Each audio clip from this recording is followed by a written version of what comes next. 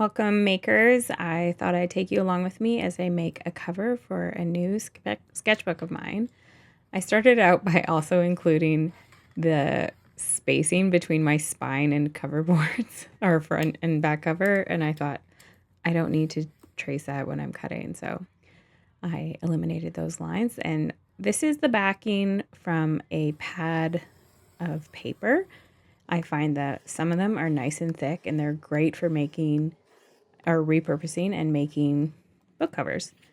I also love to use old books that are falling apart, and repurpose those covers. And recently I actually just cut up a box that my Prismacolor colored pencils came in, and we'll be making that in, well, I've already made the sketchbook, but I will share that in another video. Watch me get super frustrated as I cut this so many times. I just can't get it square or can't line it up. The issue is, I'll tell you right now, that ruler. Lovely for measuring, terrible for cutting. I would be using my cork-backed ruler that doesn't slide around as much, but it is in storage. There you see me referencing another sketchbook that I love the size of, and so I am making this one to a similar height. I really have no idea how I got so off square, but I have to trim and retrim the edges on these multiple times, but whatever. I will give you a little hint of when you're cutting card like this. The best thing is to do multiple passes with your knife instead of trying to saw through it. You'll get nice smooth edges. It's also an excellent cutting technique for when you're cutting foam core and you don't want it to be all chunky. There you can see I cut a piece for my spine as well, maybe an inch thick or so. There's another book that I made out of an old vintage book cover that I loved. And so here I'm trying to figure out, I got some old prints of mine, old wallpaper, craft paper, magazine cutouts, trying to figure out what I'm going to use to cover this bookboard with, because unlike my vintage book, I don't have a pretty cover to work with.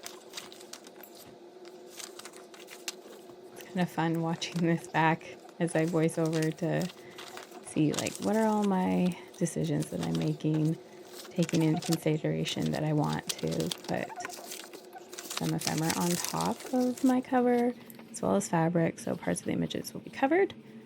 And I chose this vintage sheet music. Thrift stores are great for finding vintage sheet music, at least mine is. Every time I'm there, I probably am able to get a little book of something. Some of them are just easy, like learners, and this one I loved because it's all written all over with pencil. And keeping in mind that as I'm trimming this off, I wanted to have enough for covering that piece of spine as well.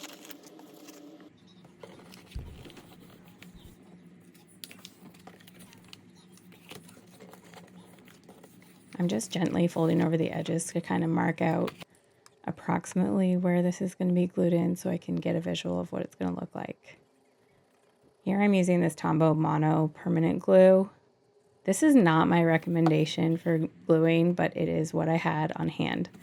I would recommend you use a nice PVA. It's way cheaper than this glue, but for me, where I am right now, I have this glue or I have glue sticks. And so this glue I knew would give me a nice coverage. I trim my corners so that they can fold in nicely. And this also makes me laugh because you'll see here that I somehow missed trimming my fourth corner.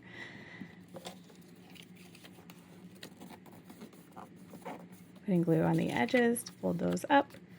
I do opposite edges first and then flip it and do the 90 degrees of that, which sounds actually the most complicated way of explaining that.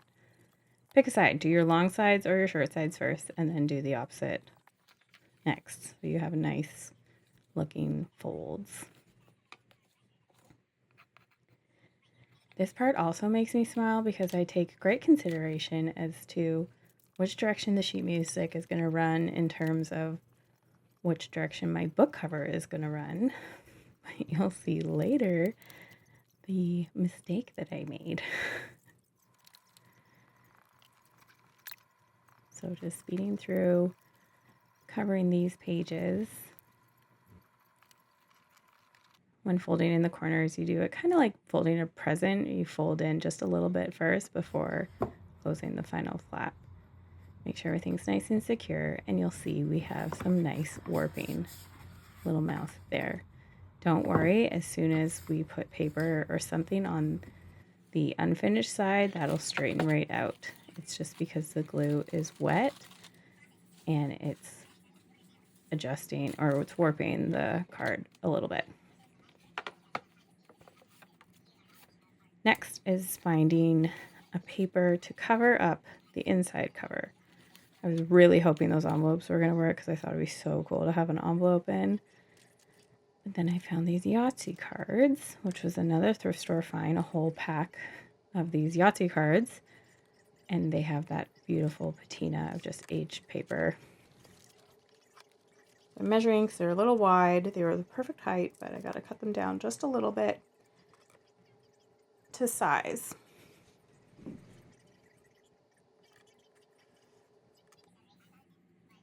Even though this ruler is not my ideal ruler for cutting because it's plastic, it's really nice to be able to square things up. A metal ruler is ideal though because your blade doesn't risk cutting into the metal the way it risks cutting into the plastic. So here you'll see that I'm just using a regular glue stick because, again, like I mentioned earlier, that's what I had. Probably if I still had my access to PVA, because this paper is so thin and fine, I might have still intentionally used a glue stick. PVA is a wet glue and it does risk warping that paper. And because it's just the inside cover, I feel like it's not going to have the wear that an outside cover would, and that the glue stick is going to hold up just fine.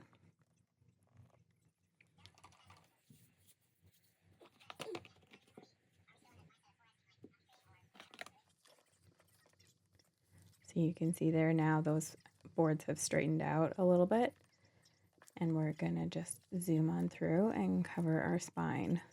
I was going back to figure out like how much or how busy of sheet music I wanted on the spine.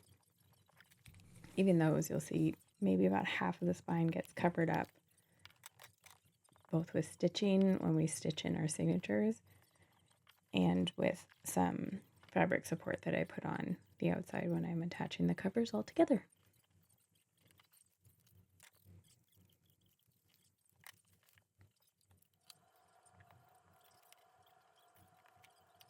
Even though you won't really see this once the book's made, I still chose to cover the inside of the spine just because if there was a little bit peeking through, I would not want it to be that weird gray-brown of the cardboard. So now I'm going through my stash. You can see on that butterfly book that I added this yellow fabric as kind of a support. On that vintage book, the spine was in really rough shape, so I had to strengthen it up and add these supports because I didn't trust that it would stay attached to the covers really well. So I used those strips as well as fabric on the inside of the cover. And I wanted to do the same in this new book. Even though I'm constructing it and it's not falling apart, the way that I'm constructing it, clearly, it is not all one big cover that the spine is attached to. I have to attach all the pieces individually. This is not a traditional way of making a book. I'm kind of making this up as I go based on the bookbinding skills that I have played around with, and just I like the free form of it and making up new ways of binding as I go to be able to showcase some of the stash that I have. I drew the flowers. A little addition from my son. There you can see that I added that fabric to support this spine on this older book. And here I'm picking out what I'm going to use here.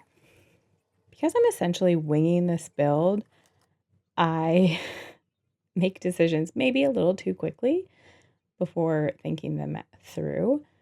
And so I should have trimmed down this fabric before I started sticking it onto things, because trimming a fabric after it's already glued down to a surface is not easy. So here is my notice to you. Do as I say, don't do as I do. Because trimming this, first of all, also don't use craft scissors, use fabric scissors. But then anyone who has fabric scissors that only touch fabric, don't look right now because they're cutting fabric that has glue. Thankfully, my mom can't see this. So trim before you glue. Square up your fabric, cut it nicely. Heavens, you could iron it. I didn't do that either. I have since now got this little iron that I love, and it is so helpful to smooth out the fabric. Also, breaking the rules of traditional bookbinding, I'm just slapping glue right onto this fabric. Generally, you would have a backing on this fabric. Again, most of my supplies are in storage because we're kind of between houses right now. And so I would have had a rice paper attached to the back of that fabric so it blocks the glue from seeping through, and it makes it so that the fabric can't stretch at all. Even though this is a nice quilting cotton, because it's woven, essentially, like most fabric is, it can still stretch on the bias. So you can get a little bit of wonkiness. And using proper book cloth or fabric that's prepared and turned into book cloth avoids that. Okay, got my spine and my covers all attached down, and here I'm going to make those supports that are going to be visible on the outside cover. I loved this green with the color of the sheet music. And now I'm just figuring out where is my stitching going to go, because I don't really want to stitch through these strappings, if you want to call it that. I want to stitch over them. So I want to space everything so that the holes for my stitching will be above and below each of the strappings.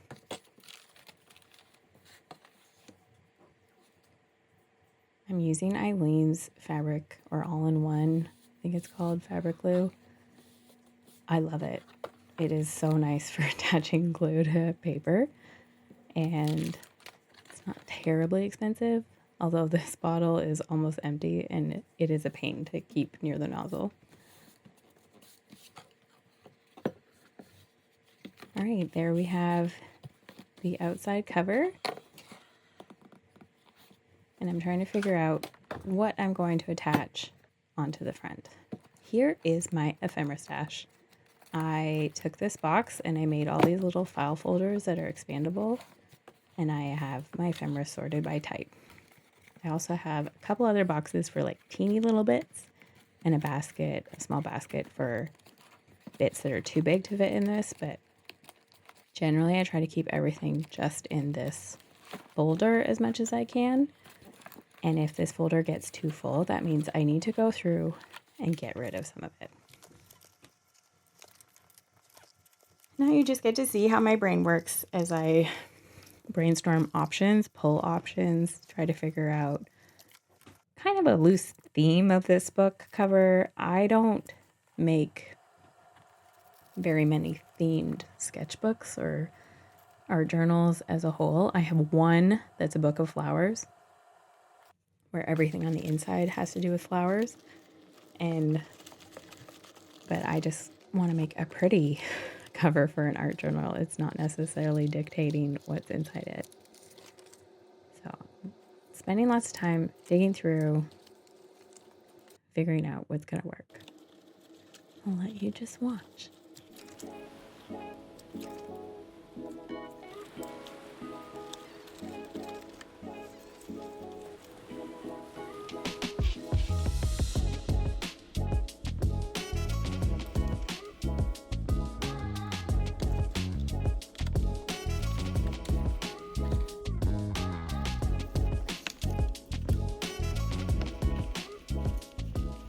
I fell in love with that bigger page with the fern, and now I'm pulling all of my fern bits, and I have decided it's going to be a fern journal, and that will be my theme for my cover. That green It almost actually looks like plant cells, which I think is even more special on that green fabric, which was not intentional. It just goes really nicely. This tissue paper is actually from Bonnie Christine from a package I had got from her, and I love it. I love being able to add that little touch in there. I am using gel matte medium to adhere this down. It is my absolute favorite adhesive. I go through tons of it, love it. Liquitex brand is my favorite. Well, to be honest, I haven't tried too many brands because I love the Liquitex brand so much. I decide that I'm going to go over the entire cover front and back so that that fabric is really sealed in, but also so that those pencil marks on this sheet music are also sealed in, that they can't be erased or smudged, and that everything's just kind of protected. I add a little fern to the back cover there. Glue it down because those stickers are not great. And I open it up and I realize, what did I do here? Little smudge, little mark, maybe a little torn paper. I'm not quite sure what was there. Trim a thread. I think I'm all done. And there we are. We have a little cover that I did upside down because I wanted that Yahtzee to be the inside front cover and the sheet music to be upright. But you know what? What's done is done. Also, should have trimmed off of that pinking sheer edge. But I realized that the left side cover is actually going to be great. I could write things in those boxes like a table of contents. We're going to call it done. Come back in the next video and I'll show you how I make the inside. Thanks. Bye.